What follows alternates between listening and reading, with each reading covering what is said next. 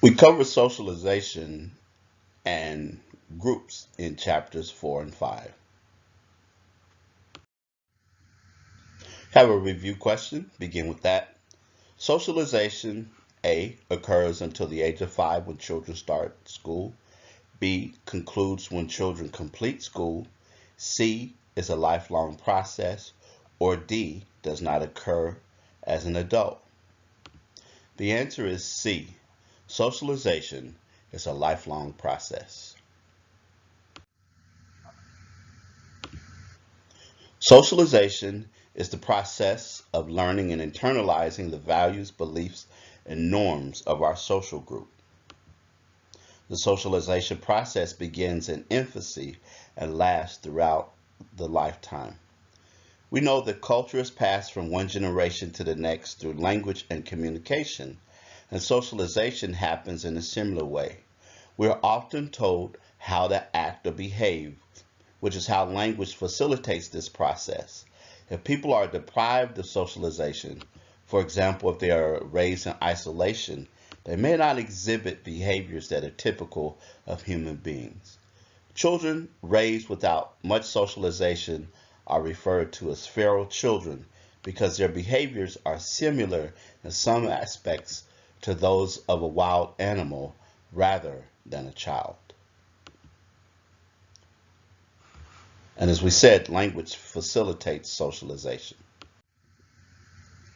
Another question, which agent of socialization has the most impact during the earliest stages of a child's life? A, school, B, peers, C, mass media, or D, family? The answer is D, family. The agents of socialization. The family is the single most significant agent of socialization in all societies and the one that teaches us the basic values and norms that shape our identity. The family has a significant influence on children until they go to school.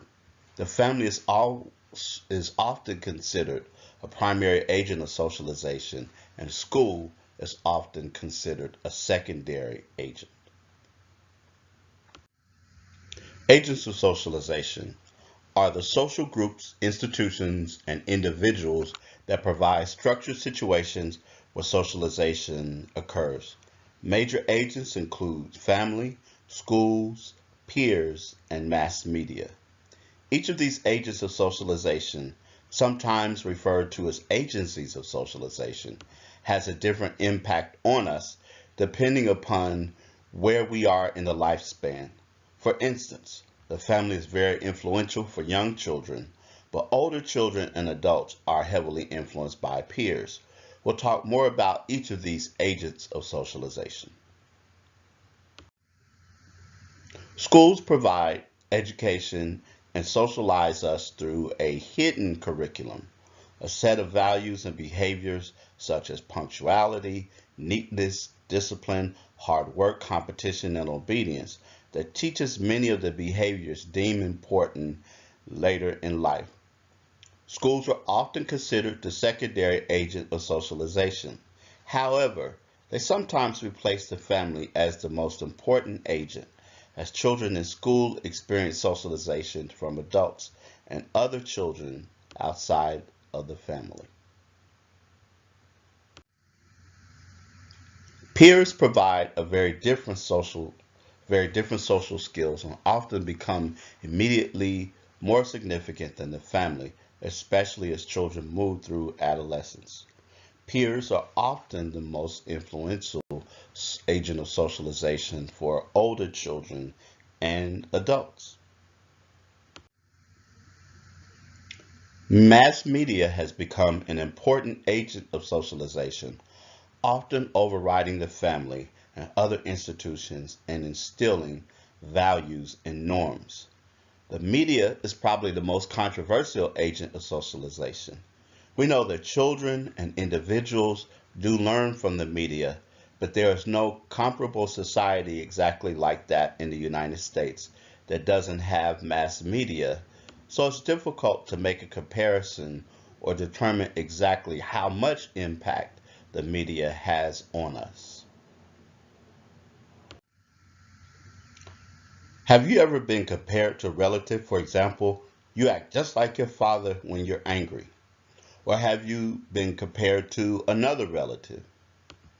Some people talk about this and speculate whether it's a learned behavior or it's biological. In all actuality, it can be sometimes difficult to tell which factor is influencing a behavior. For example, there are some people that may be adopted from different biological families and yet they may find themselves acting out just like a person who's from another biological family, from their adopted biological family. This brings up the nature versus nurture debate. Are we the people that we are because of our genetics or socialization? This debate asks which factor determines individual behaviors and traits. Ultimately, both sides play a role in making us the people that we are.